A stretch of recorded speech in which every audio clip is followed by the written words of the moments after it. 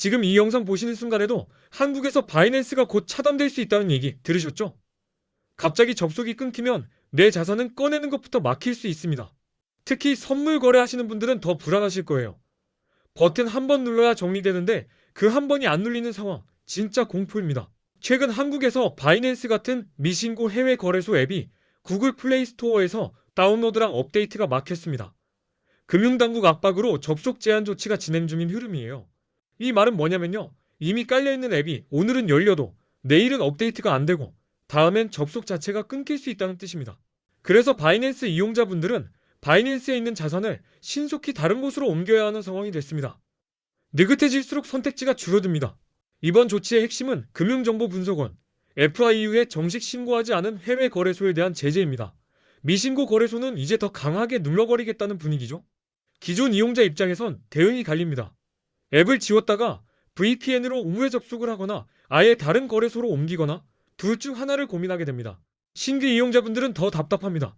플레이스토어에서 앱 설치가 어려워졌고 웹사이트 접속까지 막히면 시작 자체가 막힐 수 있어요. 차단 원인을 딱 잘라 말하면 첫 번째는 이겁니다. 바이낸스가 국내 금융당국 FIU에 가상자산 사업자 바스프로 신고하지 않았다는 점이에요. 두 번째는 구글 정책입니다. 구글이 한국금융당국 요청에 따라 미신고 해외 거래소 앱을 플레이스토어에서 퇴출시키기로 결정한 흐름이죠. 그리고 여기에 세금 이야기가 겹칩니다. 국내 거래소엔 세금을 부과할 예정인데 해외 거래소는 세금 부과가 어렵겠죠. 그러니 금융당국 입장에서는 이제 칼을 뽑을 이유가 충분해진 겁니다. 막연한 경고가 아니라 실제로 길을 좁혀버리는 방식으로요. 그럼 지금 당장 뭘 해야 하냐? 기존 이용자는 이미 설치된 앱이 당분간은 될 수 있어도 업데이트가 막히고 향후 접속이 차단될 수 있다는 걸 전제로 움직이셔야 합니다.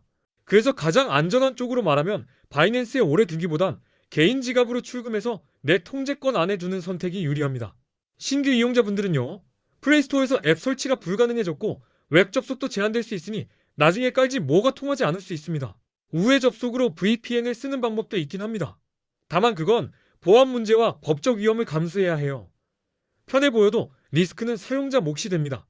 그럼 국내 거래소 쓰면 되는 거 아니에요? 가능은 한데 선물 단타 기준으로는 추천드리기 어려워요. 국내 거래소는 레버리지 사용이 사실상 불가능하죠. 게다가 거래 수수료가 체감상 꽤 비싸고 추후 세금까지 부과될 예정이라면 단타 하시는 분들에겐 비용이 계속 쌓이는 구조가 됩니다. 그래서 이번 사태 이후로 한국인들이 가장 많이 가입하고 이동하는 거래소가 따로 생겼습니다. 제가 그 흐름 기준으로 5개를 비교 분석해 놨어요. 조건이 딱 현실적입니다. 수수료가 저렴하고 레버리지 200배까지 가능하고 원화 입금이 되고 한글 지원이 되는 곳들이에요. 그리고 가입하면 $100를 지급하는 곳까지 포함해서 총 5군데를 고정 댓글에 정리해뒀습니다. 이건 영상 보시고 나서가 아니라 지금 한번은 꼭 확인해주세요. 자, 이제부터는 코인 선물 거래 단타 얘기로 넘어가겠습니다. 어떨 때 롱을 잡고 어떨 때 숏을 잡아야 하는지 초보자 기준으로 깔끔하게 정리해드릴게요. 비트코인 같은 암호화폐는 변동성이 진짜 큽니다. 그래서 방향도 중요하지만 그보다 더 무서운 건 진입 타이밍이 틀리는 거예요.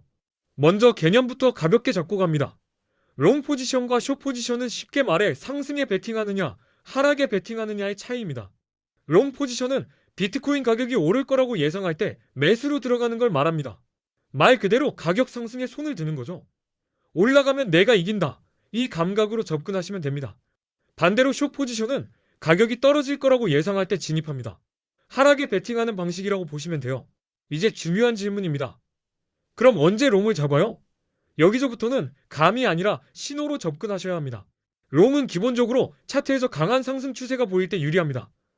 고점을 계속 높이고 저점도 같이 올라오는 흐름이라면 상승 에너지가 살아있다는 뜻이거든요.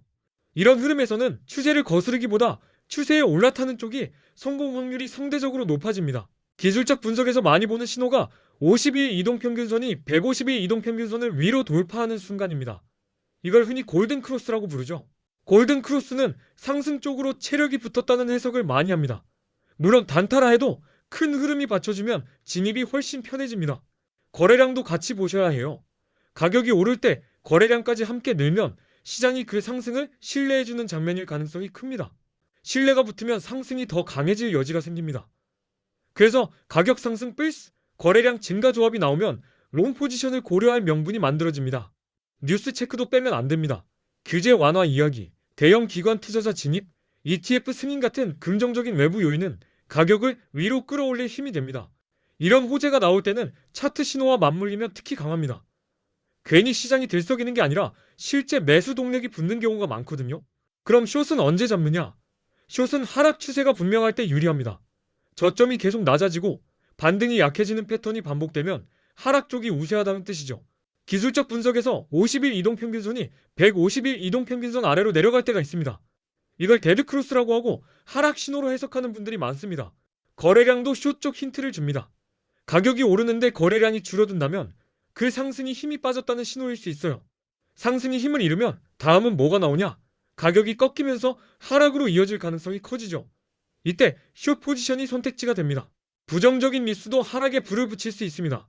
규제 강화 소식, 해킹 사고, 주요 국가의 정책 압박 같은 이슈는 공포를 만들고 매도를 촉발하는 경우가 많습니다. 이런 상황에서는 차트가 이미 약한데 뉴스까지 악재면 숏이 상대적으로 유리해질 수 있습니다. 단 무작정이 아니라 근거가 겹치는지를 보셔야 해요. 그리고 비트코인 시장에서는 보조지표가 생각보다 큰 도움이 됩니다. 대표적으로 RSI, MACD, 볼린저 밴드 같은 것들이죠. RSI는 과매수, 과매도 상태를 판단할 때 씁니다. RSI가 70 이상이면 과매수로 해석해서 숏을 고려할 근거가 될 수 있고요. 반대로 RSI 30 이하라면 과매도로 해석해서 롱이 유리할 수 있다는 힌트를 줍니다. 즉, 지표가 지금 너무 달렸냐, 너무 빠졌냐를 말해주는 거예요. 맥디나 볼린저 밴드는 추세와 변동성을 더 선명하게 보게 해줍니다. 특히 변동성이 커지는 순간은 손절도, 입절도 빨라야 해서 미리 감을 잡는 게 중요합니다. 결국 정리는 이겁니다. 롱은 상승 추세와 긍정 신호를 확인하고 숏은 하락 추세와 부정 신호를 근거로 결정하는 겁니다. 감정으로 오를 것 같아요가 아니라 차트의 방향, 거래량의 힘, 뉴스의 온도, 보조지표의 위치를 같이 맞춰보는 습관이 실력을 만듭니다. 그리고 다시 한번 말씀드릴게요. 이번 바이낸스 차단 흐름 때문에 이동해야 할 분들은 고정 댓글부터 확인하셔야 합니다. 수수료 저렴한 곳, 레버리지 200배 가능한 곳, 원화 입금, 한글 지원, 가입 시 $100 지급까지 포함해서 5거래소 정보를 고정 댓글에 정리해뒀습니다. 고정 댓글에는 정말 기가 막힌 꿀팁도 같이 정리해놨으니 영상 보신 뒤에 어디 있었지? 하지 마시고 지금 저장해두시는 게 제일 편합니다.